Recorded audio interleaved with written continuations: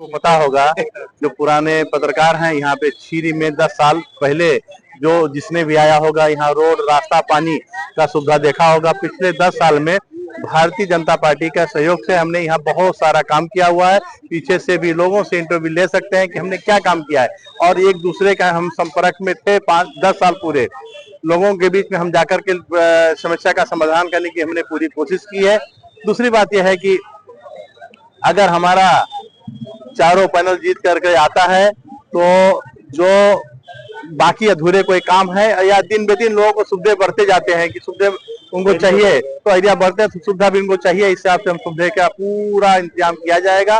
दूसरी चीज यह है कि कांग्रेस के को वोट देना हमारी जनता आपके माध्यम से मैं लोगों से अपील करूंगा, यहाँ की जनता से खास करके 3 नंबर वार्ड से अपील करूंगा कि कांग्रेस को वोट दे करके अपना वोट ना खराब करे, क्योंकि कांग्रेस ने हमेशा लोगों को मूर्ख बनाया है, काम नहीं किया है।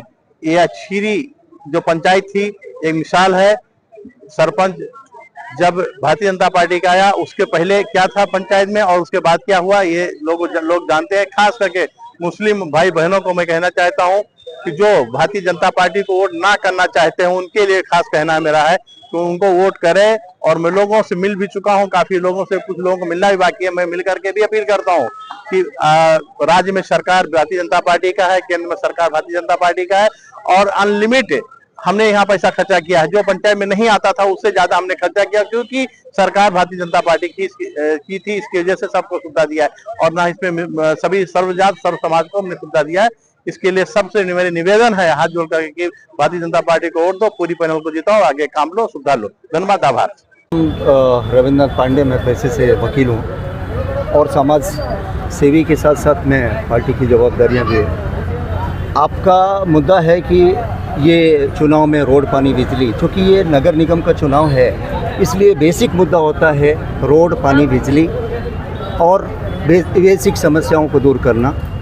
ये जिस वार्ड में हम लोग आज खड़े हैं, वार्ड नंबर 3 में, यहाँ की जो पहले ग्राम पंचायत थी, अभी नया नगर निगम में समावेश हुआ है, एरिया बढ़ गई है, सरकार डबल इंजन की सरकार है और ये जो कैंडिडेट आज खड़े हैं इनको अगर जो मौका इस एरिया से मिला तो इससे भी बेहतर परिणाम लाया जा सकता है।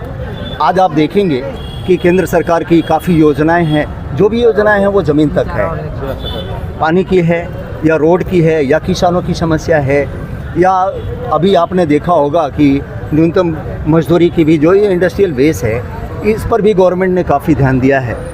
आज गवर्नमेंट की योजनाओं में देखेंगे आप, गैस सिलेंडर से ले करके इलेक्ट्रिसिटी से ले करके रोड तक भी, आज गाँव को भी गली गली से मैप से जोड़ दिया गया है।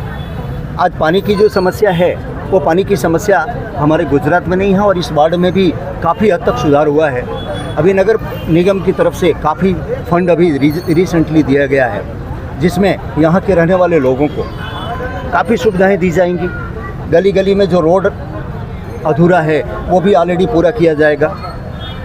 खास करके देखा जाए तो इस एरिया में हमारे जो मुस्लिम भाई बहनें हैं उनके लिए भी देखा जाए तो आज तक की सरकारों ने, कभी किसी सरकार ने उनकी तरफ ध्यान नहीं दिया, मात्र वोट बैंक रखा। लेकिन ये हमारी भारतीय जनता पार्टी की सरकार और माननीय नरेंद्र मोदी साहब की आगेवानी में या उनके नेतृत्व में और भूपेंद्र भाई पटेल साहब के नेतृत्व में जो विकास हुआ है वो ज़मीन पे दिख रहा है।